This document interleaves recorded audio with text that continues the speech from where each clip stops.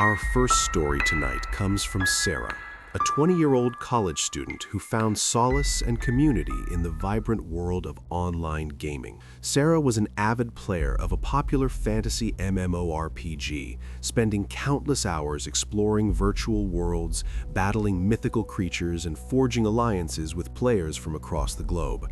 She particularly enjoyed the social aspect of the game, chatting with her guildmates, strategizing for raids, and sharing triumphs in defeats.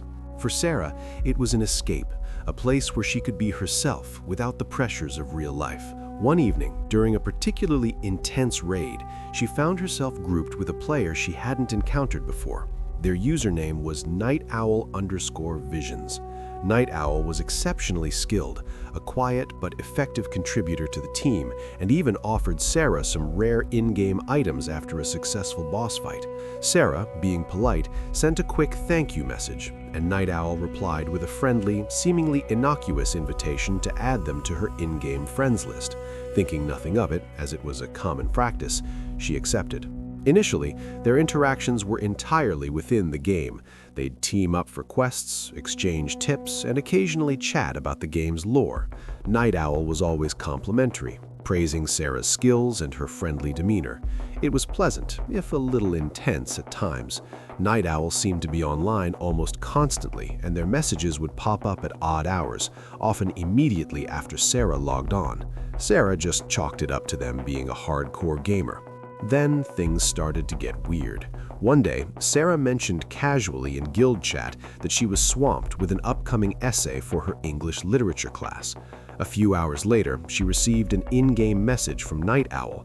"Good luck with your essay on Shakespeare. Don't forget to cite your sources properly. Professor Davies is strict about that." Sarah froze. She hadn't mentioned her major, her university, or even her professor's name anywhere in the game. A shiver ran down her spine. When she asked Night Owl how they knew, the reply was simply, "Oh, just a lucky guess. Happens to be my favorite author too." The casual tone did nothing to alleviate Sarah's growing unease. The incidents escalated. Sarah had a small, distinctive scar above her left eyebrow from a childhood accident. One day, Night Owl sent her a private message. "Did you know that scar above your left eye makes you look particularly fierce when you're concentrating?" Sarah's blood ran cold. She had never posted a picture of herself online, not even on her private social media accounts that were locked down tighter than Fort Knox. She'd explicitly avoided sharing her face on any gaming platforms. She immediately blocked nightowl_visions in the game. She felt a surge of panic, a terrifying violation of her personal space, but blocking them didn't stop it. Within hours, she received a friend request from a new username, Midnight Watcher, with a message, "Why did you block me, Sarah? We were having so much fun." This new account also listed her exact university as its location. Sarah felt bile rise in her throat. This wasn't a game anymore. She reached out to her guild leader, explaining the situation. To her horror, several other guild members reported receiving strange messages too. Night Owl, or whoever they were, had been asking about Sarah, trying to get information. One member even said Night Owl had messaged them asking about Sarah's favorite coffee shop, mentioning a specific one near her campus. Sarah frequented that coffee shop almost daily. The digital stalking began to manifest physically. Sarah started noticing little things. A car parked down her street that seemed to be there too often, a shadow lingering a little too long behind a bush when she walked her dog. She dismissed them as paranoia at first, but the feeling of being watched was constant, a suffocating weight on her shoulders. She became hypervigilant, constantly checking over her shoulder, jumping at every unexpected sound. One terrifying afternoon, she was walking home from class, engrossed in a podcast. Her phone vibrated. It was a message, not through the game, but an unknown number. The text read, "Nice new blue scarf, Sarah. It really suits you." Sarah looked down at the scarf she was wearing, a gift from her grandmother which she had put on that morning for the first time. She looked up, spinning around, her heart hammering against her ribs. There was no one immediately suspicious, just the usual stream of students and commuters, but the message had been sent mere seconds after she had stepped out of her last building. Someone was watching her, right then, right there. Sarah immediately went to the campus security and then to the police. They took her report, but tracing an anonymous number, especially one that could be a burner phone or routed through a VoIP service, was incredibly difficult. The online game accounts were similarly hard to pin down. The police advised her to limit her online presence, secure all her accounts, and be extremely careful. Sarah dropped out of her guild group, deleted all her social media profiles, changed her phone number, and even switched apartments after a few weeks, despite the financial strain. The constant fear of being watched, of knowing that some unknown person had meticulously pieced together details of her life from seemingly innocuous online interactions, was too much to bear. She never found out who Night Owl Visions or Midnight Watcher truly was, but the chilling experience left an indelible mark, forever changing her perception of online safety and the terrifying reality that the digital world can, and often does, bleed into the physical. It's a truly harrowing thought, isn't it? How easily a seemingly innocent online connection can morph into something sinister. How readily our digital lives can be mined for personal information by those with ill intent. Sarah's story highlights just how vulnerable we can be, even when we think our privacy settings are ironclad.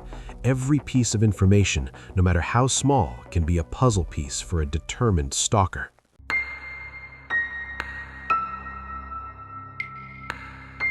Our next story comes from Liam, a talented freelance graphic designer who used social media as a crucial platform to showcase his portfolio and attract clients.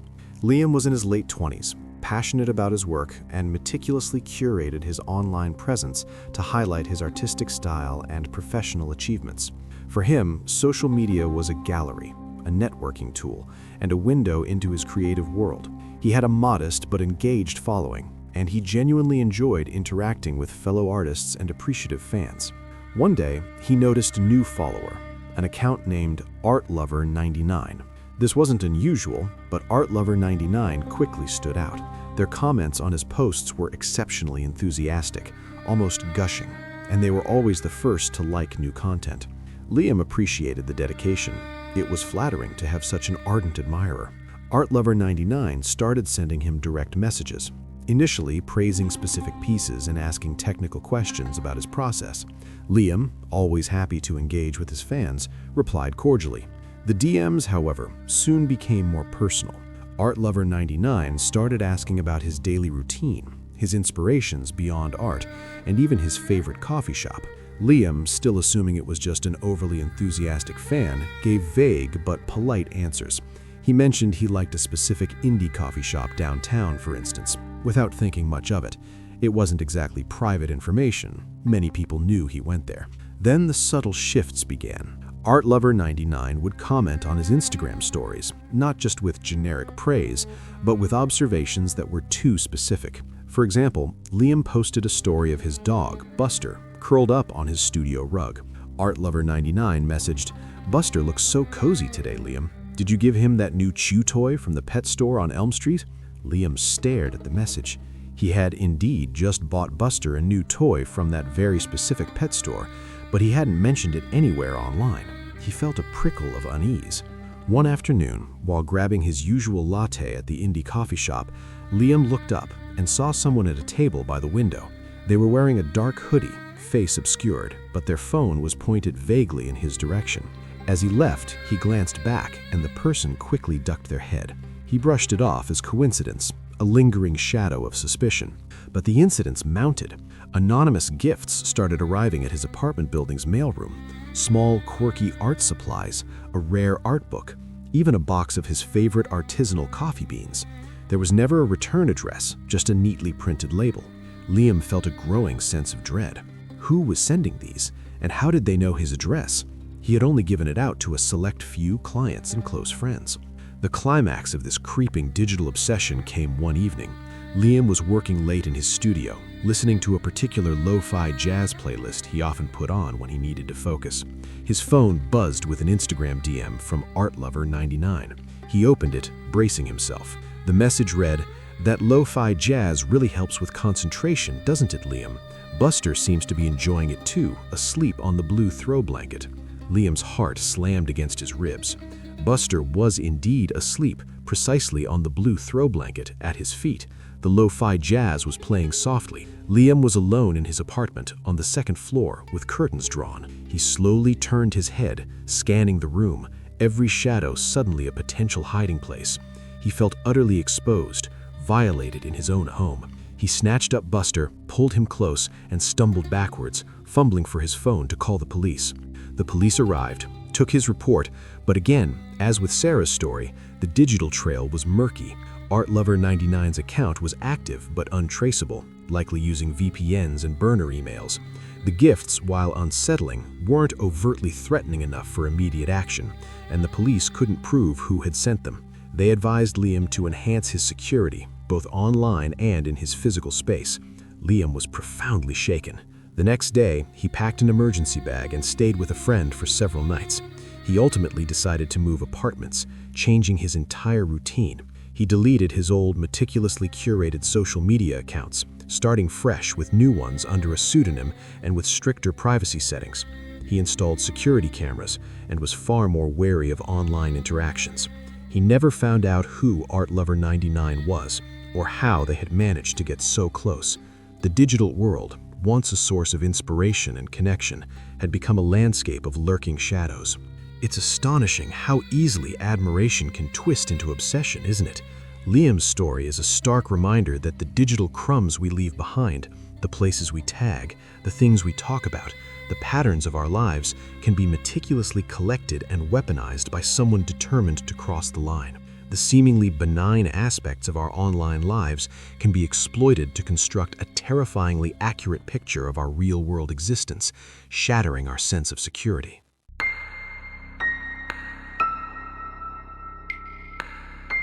Now, let's move to Chloe's experience, a story about an ex-boyfriend who refused to let go, using the digital realm as his weapon. Chloe, a vibrant and independent woman in her early 30s, had recently ended a tumultuous 6-month relationship with Mark. It had been messy, filled with arguments and emotional manipulation, and Chloe was relieved to finally be free. She blocked Mark on all her social media, her phone and email, determined to cut off all contact and move on. For a few weeks, there was silence. Chloe breathed a sigh of relief, thinking she had successfully navigated the difficult post-breakup phase. But Mark wasn't truly gone. He was simply adapting his tactics. The digital stalking began subtly. Chloe noticed old photos of herself, posted years before she even met Mark, suddenly being liked by anonymous accounts. Then friends of hers would mention strange messages from new profiles asking about Chloe, trying to gauge her mood or what she was doing. They were always vague, always just checking in on her, but the pattern was undeniable. It was Mark, or someone acting on his behalf. Her Instagram stories, usually a casual peek into her day, became a source of anxiety. Mark began creating fake accounts, sometimes even using photos of real people he vaguely knew to view her stories. He'd leave comments on friends' public posts where she was tagged, making passive-aggressive remarks about their past relationship or painting her in a negative light. Chloe tried to report these accounts, but they'd pop up faster than Instagram could take them down. Then things escalated to a terrifying degree. Mark started contacting Chloe's employer. He sent anonymous emails filled with fabricated stories and exaggerated claims about her professionalism and work ethic, clearly attempting to sabotage her career. Chloe's boss, fortunately, knew her well and dismissed the emails as malicious, but the incident left Chloe feeling violated and vulnerable at her workplace, a place she had always considered safe. The psychological toll was immense. Chloe felt constantly watched, even when she was alone. Every notification, every unknown number sent a jolt of fear through her. She changed her passwords, enabled two-factor authentication, and locked down her privacy settings even further, but Mark always seemed one step ahead. One evening, she received an email from an unfamiliar address. It contained a photo. The photo was Chloe, sitting alone in a park reading a book, taken just a few hours earlier. Her heart pounded in her chest. She hadn't seen anyone taking her picture, hadn't noticed Mark or anyone else nearby. The email's subject line read, "Miss me?" The most terrifying discovery came unexpectedly. Her car had been making a strange noise, so she took it to her mechanic. A day later, the mechanic called her, sounding grave. He had found a small, sophisticated GPS tracking device covertly attached to the underside of her car's chassis. It had been there for weeks, meticulously hidden. The realization hit Chloe like a physical blow. Mark wasn't just watching her online, he was tracking her every move in the real world. Every time she had gone out, every place she had visited, he knew. The anonymous photo, the timing of his online messages, it all made horrifying sense. He had been a silent, unseen passenger in her life, a constant predatory presence. Armed with this irrefutable proof, Chloe went to the police. This time, with the physical evidence of the GPS tracker and a clear pattern of digital harassment, they were able to act. A restraining order was issued against Mark, and he was warned that any further contact, digital or physical, would result in immediate arrest. The legal action provided some relief, but the emotional scars ran deep. Chloe underwent extensive therapy to cope with the trauma. She spent months meticulously scrubbing her digital footprint, deleting old accounts, and being extremely guarded about any new online activity. She changed her routines, moved apartments, and invested in personal security. Mark eventually faded from her life, but the memory of his relentless digital pursuit and the chilling discovery of the GPS tracker served as a permanent reminder of how easily the lines between online and offline can blur, and how destructive a determined digital stalker can be. The experience taught her that true freedom from a toxic relationship sometimes means rebuilding your entire life from the ground up, both online and off. Chloe's story really underscores the weaponization of digital tools in personal disputes, especially after a breakup. The emotional and psychological toll of such relentless digital harassment is immense, stripping away a person's sense of safety and privacy even in their own home. It shows how quickly technology can be twisted from a tool of connection into an instrument of control and fear.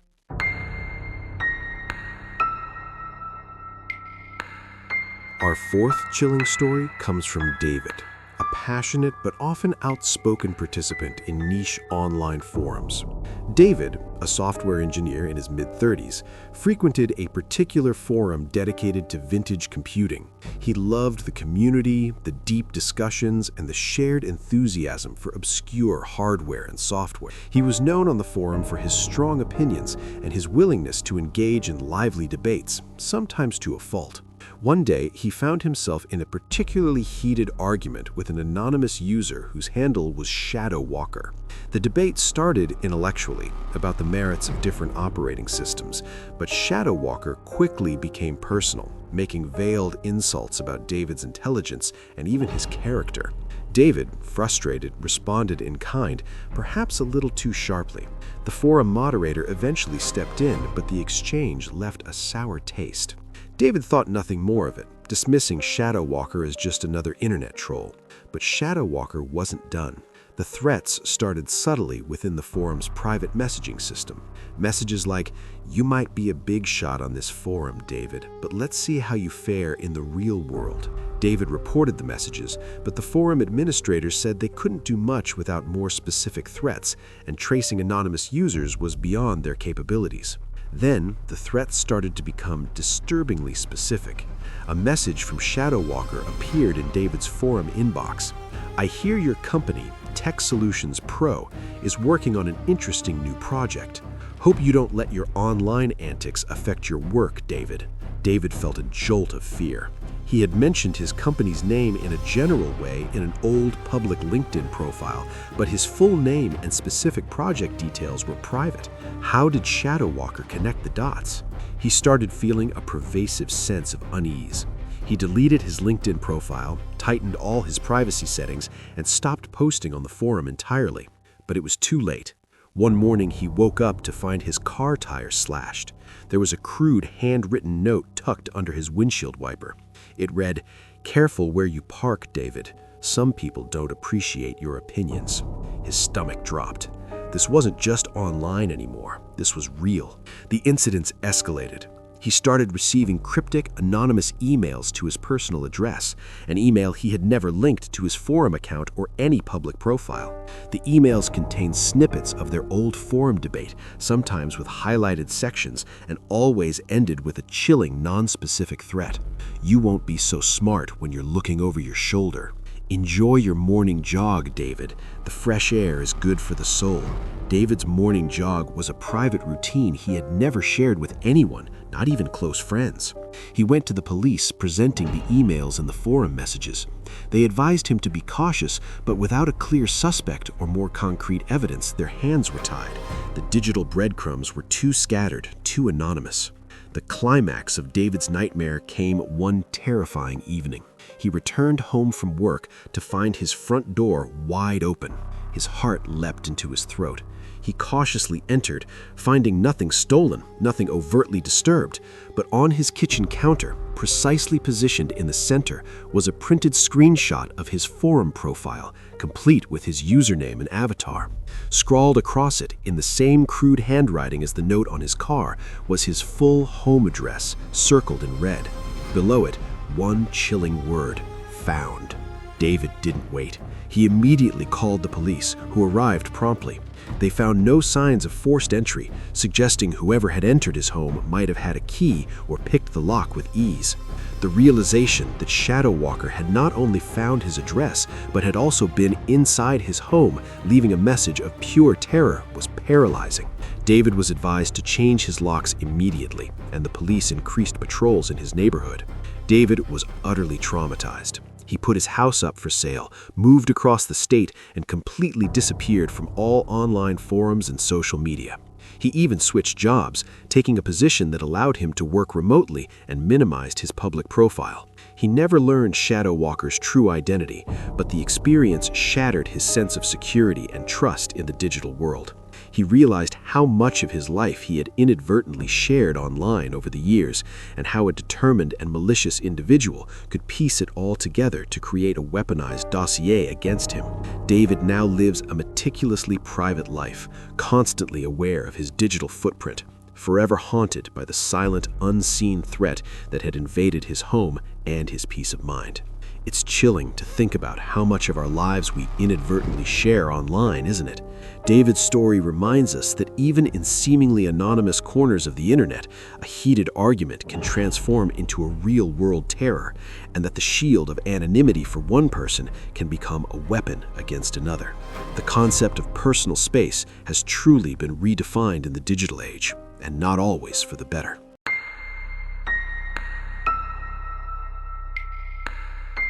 Finally, we have Emily's story, a stark reminder that sometimes the most insidious threats come disguised as friendly faces. Emily, a bright and outgoing college freshman, was eager to make new friends and immerse herself in campus life. She was active on social media, sharing glimpses of her classes, her newfound independence, and the general excitement of starting a new chapter. Like many students, her privacy settings were somewhat relaxed, assuming her network was largely composed of friends and acquaintances. One day, she received a friend request on Facebook from a profile named Jessica Miller. Jessica's profile picture was of an attractive young woman, and she had several mutual friends with Emily, mostly people from Emily's hometown. Jessica sent a message: "Hey Emily, I'm pretty sure we have a mutual friend, Sarah T. She told me we should connect. I'm starting at Emily's university next semester. Would love to hear about your experience there." Emily, always open to making new connections and helping out future students, accepted the request and messaged Jessica back. Their online chats were friendly and frequent. Jessica asked a lot of questions about Emily's classes, her favorite professors, her dorm life, her weekend activities, and her part-time job at the campus bookstore. Emily, seeing Jessica as a friendly future classmate, openly shared details, often sending photos of her campus, her study spot in the library, or even a funny selfie from her dorm room. Jessica was always responsive, always eager to hear more, and always seemed to know just the right thing to say. Then the subtle red flags started appearing. One morning, Emily posted a picture of her new haircut on her Instagram story. Within minutes, Jessica messaged her on Facebook. "Love the new haircut, Emily. The layers really suit you. Did you get it done at the salon near the student union? Emily blinked. She had indeed just gotten her hair cut there, but she hadn't tagged the salon or mentioned its location. She brushed it off as a lucky guess. Perhaps Jessica knew the area well. The unsettling incidents escalated. Emily was wearing a specific, somewhat unique vintage band t-shirt to class one day. Later that afternoon, she received a message from Jessica. "Cool t-shirt today, Emily. Never thought you'd be into blank band." Emily felt a cold knot form in her stomach. She hadn't posted anything about her outfit. How could Jessica have known? The climax of this digital invasion came when Jessica sent Emily a photo. It was a clear, zoomed-in picture of Emily, walking alone across the main campus quad, engrossed in her phone, taken from behind a tree. Emily was wearing the exact same clothes she had been wearing just an hour ago. The photo was taken from a distance, but undeniably of her. Jessica's accompanying message read, "Caught you off guard, didn't I? Guess I'm closer than you think." Emily's blood ran cold. This wasn't just a future classmate anymore.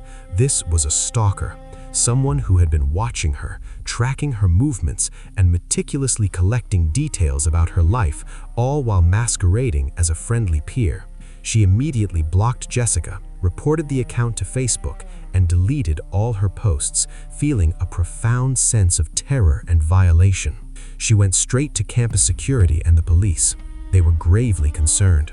They tried to trace Jessica's account, but it vanished almost immediately after Emily reported it. There were no digital fingerprints, no traceable IP addresses, no real-world connections. The profile picture was a stock photo, and the mutual friends were either fake accounts themselves or real people who had been unknowingly friended by the imposter. Days turned into weeks, and Emily lived in a constant state of paranoia.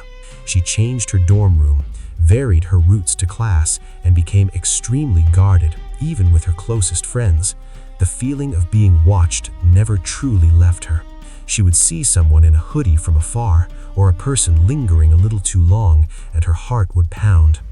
One evening, she returned to her new dorm room to find a small, neatly folded piece of paper tucked under her door. Her hands trembled as she unfolded it. Written in neat, elegant script were just a few words. "You're always closer than you think, Emily. Just like we talked about, right?" Below the text was a small, hand-drawn sketch of the unique vintage band t-shirt she had worn on that terrifying day. The note was unsigned, but Emily knew exactly who it was from. The use of "just like we talked about" was a direct reference to their online chats, an insidious reminder of how she had unknowingly provided her stalker with the very ammunition they used to terrorize her. The police and campus security investigated again, but without surveillance footage or witnesses, there was little they could do. Emily continued her studies, but her college experience was forever tainted by the constant fear. She never learned who Jessica Miller truly was or why she had targeted her.